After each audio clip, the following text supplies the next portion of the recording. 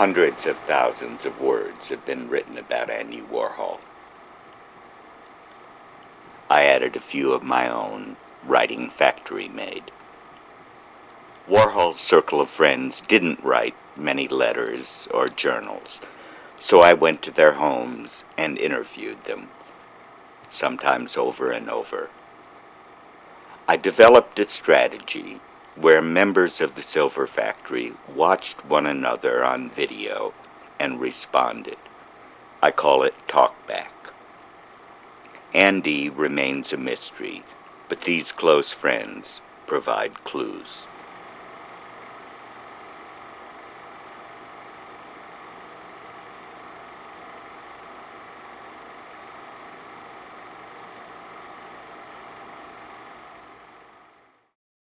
Nobody questioned Andy for having a magazine, paintings, books, etc., right? Nobody. And nobody called him a dilettante.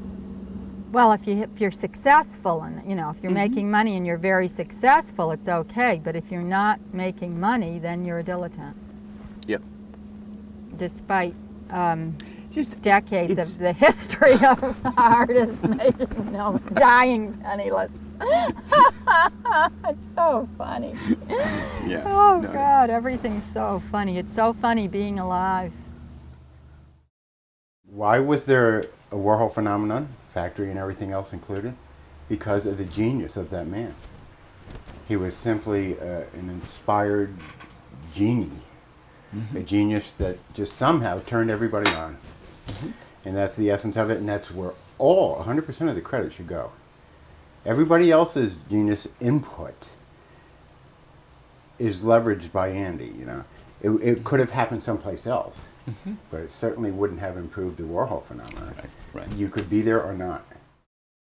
He had a fascinating physical presence, and that was a large portion of his success as a celebrity. It was that he had a magical presence, and there's no explaining it. I try to explain it to people. Andy is not just peculiar, not just eccentric. He is mesmerizing as a presence, right?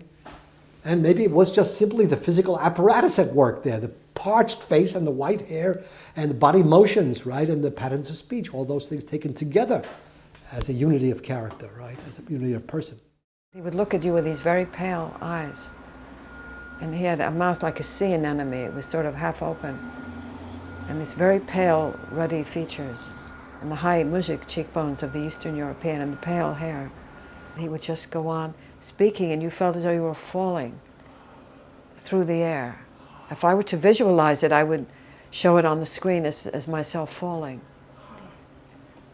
through a kind of velvet darkness in which he would cast the spell around you. He was naive, but I think only manipulative in he would pick people's brains. He'd say, what should I do for a Christmas card? And I'd say, well, how about Santa Claus coming out of a chimney? He'd say, oh, that's a good idea. Would you sketch it for me? And so in that sense, you might say manipulative, but it's not a word I would use. I would just say that he was picking your brain. He's a perfect voyeur, as probably any artist is. More, maybe if others are voyeurs, 50% voyeurs, he's like a 100% who really gets involved and just, looks into, stares and gazes into things. On the other hand, it's like a garbage can into which anything can be thrown in, and he will take and accept everything, and he will choose, and something will click there intuitively in that empty, and he will catch it and make it, his own. In a way, it's what made Andy's film so great, that he was madly in love with Hollywood, and this kind of perverse version of the Hollywood industry that the factory became. The camera was the thing that made that scene. You went and the camera was always running. It was a place where you knew you could go and be on camera. Yeah, Andy was a wire, I totally agree, 100%. That's why he loved pornography, among other things. This being said, yes, everything went through the camera, and also the garbage, as John has said. I don't know after that that Andy made any kind of choices as far as the film. I think any film was okay. And in fact, the more or the worse the film were, the better it was for the press or for people to be infuriated. At some point, he exerted control by trying to get people to go overboard, take off their clothes, do this or that, or just do what was their frailty to the extreme, and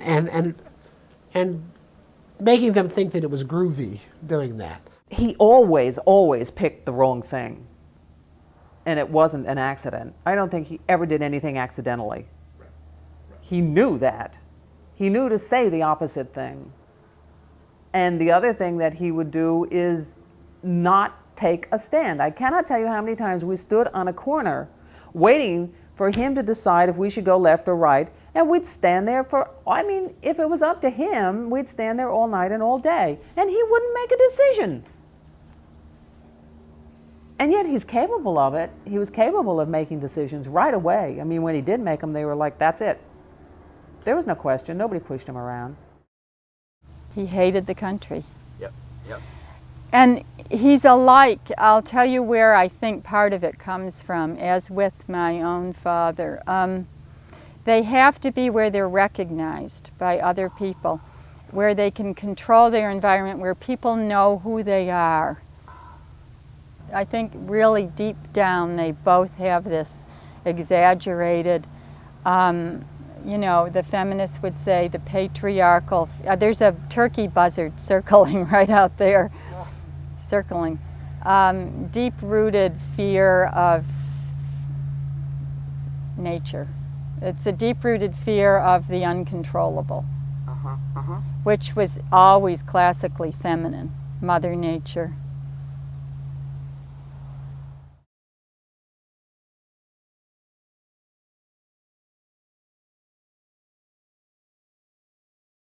Nobody's telling me how I'm going to do it, act it, make it up. You understand? All Andy said about it was that basically he said, well,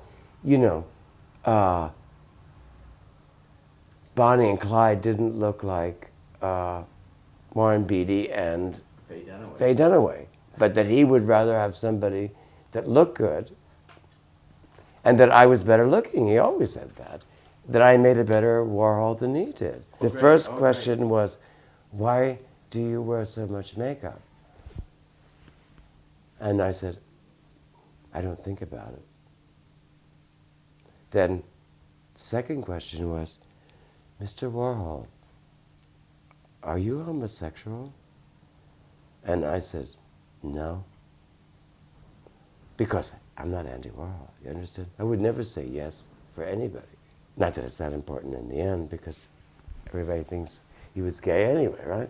This is what Viva means by homeopathic, meaning all great creativity, no matter who it's from, if it's done near the factory, will become known as Andy Warhol.